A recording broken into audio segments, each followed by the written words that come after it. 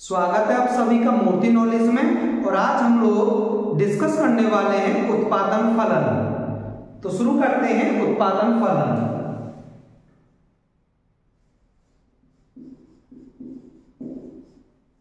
उत्पादन फलन, आखिर उत्पादन फलन क्या है? कि जो उत्पादन संबंधी जो कार्य है वह उत्पत्ति के साधनों द्वारा पूर्ण किया जाता है। अब सवाल ये उठता है कि वो संसाधन आखिर कौन कौन से हैं जिनकी सहायता से उत्पादन संबंधी कार्य संपन्न या पूर्ण किया जाता है।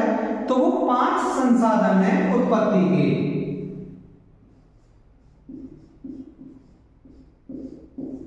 उत्पत्ति के साधन या संसाधन जिनकी सहायता से उत्पादन संबंधी कार्य पूर्ण किया जाता है। पहला है भूमि, दूसरा पूंजी, तीसरा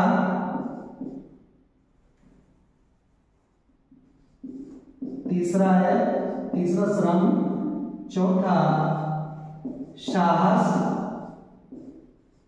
पांचवा संगठन। तो ये 5 संसाधन है उत्पत्ति के जिनकी सहायता से उत्पादन संबंधी कार्य पूर्ण किया जाता है। इन संसाधनों की सहायता से जो भी उत्पादन होता है उसे हम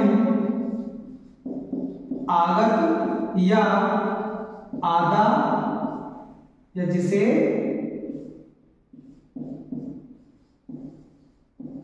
इनपुट कहते हैं। और जिस वस्तु का उत्पादन होता है उसे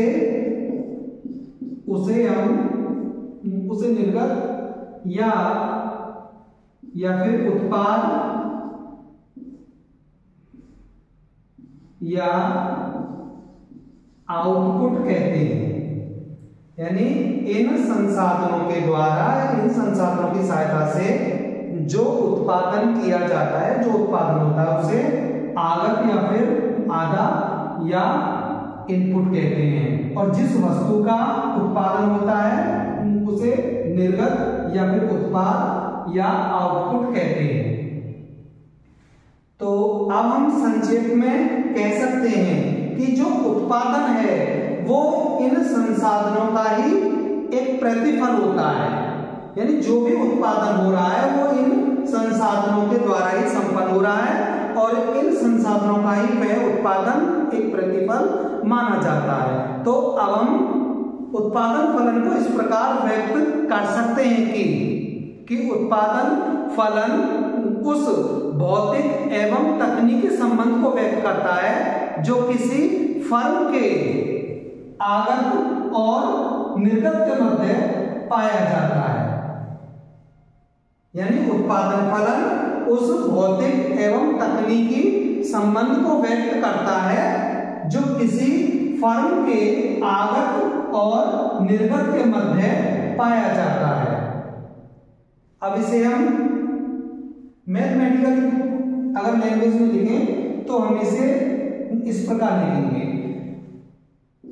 x बराबर f पुस्तक में a, b, c, d। तो ये होगा जब इसमें भौतिक संबंध को व्यक्त किया जाएगा। लेकिन जब तकनीकी संबंध को व्यक्त किया जाएगा तो x बराबर f पुस्तक में a, b, c, d, ये क्या हुआ? इसमें ये जो इस ऊपर वाले में देखेंगे जिसमें भौतिक संबंध को व्यक्त किया जा रहा है तो इसमें t नहीं है, इसमें t है। यानी इसमें तकनीकी संबंध को भी व्यक्त किया जा रहा है।